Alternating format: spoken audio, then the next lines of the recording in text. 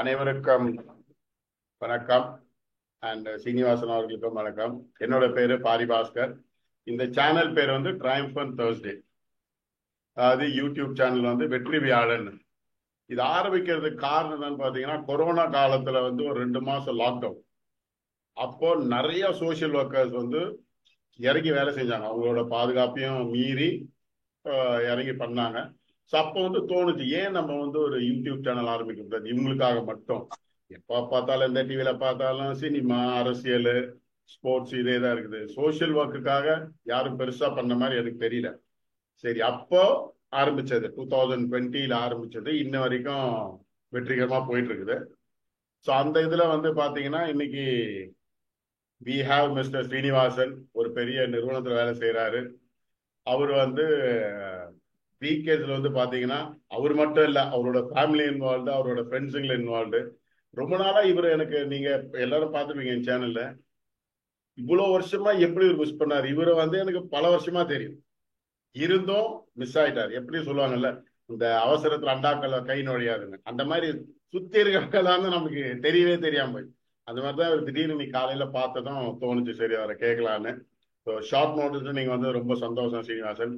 நீங்க உங்களை பத்தி சொல்லுங்களேன். ஆனா என்னோட பெயர் வந்து சீனிவாசன். என்னோட சொந்த ஊர் பாத்தீங்கன்னா திருவண்ணாமலை மாவட்டம் ஆரணி.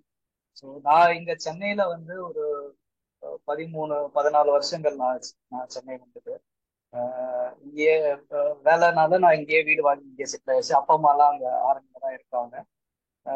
என்னோட நான் வந்து ஒரு ஒரு கார்பரேட் கம்பெனில வேலை செஞ்சுட்டு இருக்கேன். என்னோட பணி பாத்தீங்கன்னா திங்கள்ல இருந்து ஃப்ரைடே வரை என்னோட ஆஃபீஸ் அலுவலக பணி இருக்கும்.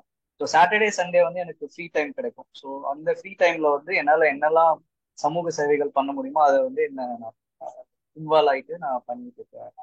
So இதுதான் என்னோட பேக்ரவுண்ட். எனக்கு வந்து 2 பசங்க.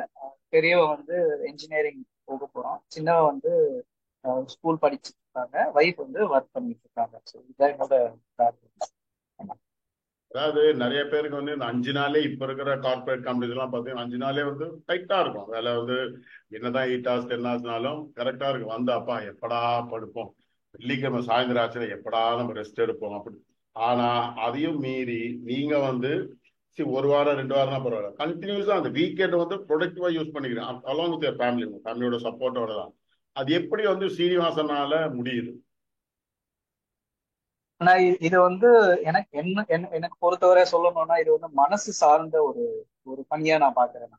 ஸோ இந்த 5 நாள் என்னதான் அலுவலக பணி போனாலும் அந்த சனி ஞாயிறுல வந்து ஏதாவது ஒரு பணி செய்யலைன்னு வச்சுக்கோங்களேன், அந்த ஒரு வாரம் ஏதாவது ஸ்கிப் ஆனாலுமே மனசு வந்து ஒரு மாதிரி ஏதோ மிஸ் பண்ண மாதிரி ஒரு ஃபீல் கிடைக்கும். ஸோ நம்ம வந்து இந்த ஒரு சமூகத்துக்காக ஏதாவது ஒன்று செய்யணும் அப்படிங்கிற ஒரு மைண்ட் வந்து இருந்துட்டே இருக்கும், எனக்கு எப்பவுமே இருந்துட்டு இருக்கும். மேபி அது வந்து என்னோட பேரண்ட்ஸ் கொடுத்த கிஃப்ட்ன்னு நான் நினைக்கிறேன். எனக்கு தெரிஞ்சு நான் அவங்க அந்த மாதிரி தான் அவங்க ஏங்கிட்டு இருப்பாங்க, யாருக்கா உதவி செய்யணும் உதவி செய்யணும் சொல்லி. ஸோ அந்த அந்த ஒரு மைண்ட் செட் எனக்கு இருக்கிறதுனால ஏதாச்சும் வாரம் மிஸ் ஆனாலுமே ஒரு மாதிரி ஃபீலிங் இருக்கும். ஸோ அதனால நான் முடிஞ்ச அளவுக்கு என்ன வந்து நான் சமூக பணியில ஈடுபடுத்திருக்கேன். ரைட். இப்போ நீங்க வந்து ஒத்தாளா தனி ஒரு வேலை மட்டும் பண்ணல, நீங்க வந்து உங்களோட ஆக்டிவிட்டிஸ் நான் பார்க்குறேன், பலதரப்பட்ட மக்களுக்கு பல விதமான கம்யூனிட்டிக்கும் சமூகத்துக்கும் பண்ணிடுறீங்க. ஒவ்வொன்றா நம்ம பார்ப்போம். இப்போ நீங்க இந்த வந்து இந்த ஏரியெல்லாம் இது பண்றீங்க இல்லையா, அது வந்து எப்படி, அது அந்த எண்ணம் எப்படி உருவாச்சு, நம்மனால என்ன முடிஞ்சதை பண்ணலாம் அப்படின்னு? முதல் வந்து நான் வந்து எந்த ஒரு சமூக அமைப்பு வந்து நான் தனியா வைக்கல. ஸோ ஏன் அது மாதிரி நான் வைக்கல அப்படின்னா, ஒரு எண்ணம் இருக்கு, ஆரம்பிக்கணும்னு சொல்லி இருக்கு. பட் நான் ஏன் வைக்கலைன்னா, நான் ஒரு தனியா ஒண்ணு வச்சா ஒரு வட்டத்துக்குள்ள நான் போயிருவணும் அப்படிங்கிற ஒரு பயம் எனக்குள்ள வந்துகிட்டே இருக்கும். ஸோ அதனால நான் என்ன பண்ணுவேன்னா, தன்னார்வலரா வந்து எல்லா விதமான என்ஜிஓஸ் கூடயும் போய் நான் வேலை பண்ணிட்டு இருக்கேன். ஸோ அந்த மாதிரியான ஒரு என்ஜிஓல வேலை பண்ணும்போது தான் வந்து 2 இயக்கங்கள் வந்து என்னோட பகுதியை சார்ந்து இயங்கிட்டு இருக்காங்க. ஒருத்தவங்க வந்து அம்பத்தூர் நீர்நிலைகள் இயக்கம் அப்படின்னு சொல்லி ஒரு ஒரு இயக்கம் இருக்காங்க.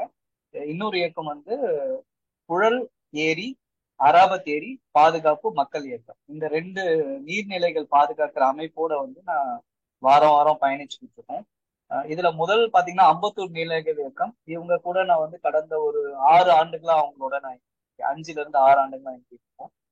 இவங்க வந்து அம்பத்தூர் பகுதியில கிட்டத்தட்ட ஒரு 25 குளங்களுக்கு மேல வந்து அரசாங்க பார்வைக்கு கொண்டு போய் அதை சரி பண்ணி அதுக்கு நடப்பாதை அமைச்சு இப்போ வந்து அது வந்து பயன்படுத்துற மாதிரியான ஒரு நீர்நிலைகளா வந்து அம்பத்தூர் ஏரி மக்கள் பாதுகாப்பு இயக்கம் இருந்துட்டு இருக்கு. ஸோ அதோட தலைவர் வந்து நெடுமாறன் ஐயா அப்படின்னு சொல்லி இருக்காரு. அவர் மூலமா இருந்துட்டு இருக்கோம். அடுத்து பாத்தீங்கன்னா அராபத்தி ஏரி, புழல் ஏரி. இது வந்து மிகப்பெரிய ஒரு கடந்த ஒரு 3 வருடமா இந்த இயக்கம் இயங்கிட்டு இருக்கு. ஸோ இது வந்து அராவதி ஏரிங்கிறது வந்து என்னோட வீட்டுக்கு ஆப்போசிட்லயே இருக்கிற ஏரி அது ஆக்சுவலா. அது அது எனக்கு ரொம்ப நாளா ஒரு ஒரு மனசுக்குள்ள ஒரு கஷ்டம் இருந்துட்டே இருக்கும். என்னடா நம்ம கண் எதிர்க்க இருக்கிற ஏரி வந்து கழிவு நீர் கலந்துகிட்டு இருக்கு அப்படிங்கிற மாதிரி. எங்க வீட்டு மாடியில போனீங்கன்னா புழல் ஏரி தெரியும். இது ரெண்டுமே வந்து கழிவு நீர் கலந்துகிட்டு இருக்குங்கிற ஒரு ஒரு மனக்குமுறல்ல இருக்கும்போது எனக்கு சரியா இத ஒரு ஒருங்கிணைச்சு ஆஹ் பண்ணாங்க. எனக்கு ரொம்ப சந்தோஷமா இருந்தது. ஸோ எவ்ரி வீக் வந்து என்ன நடக்குதோ இல்லையோ கண்டிப்பா வந்து இந்த 2 இயக்கத்தோட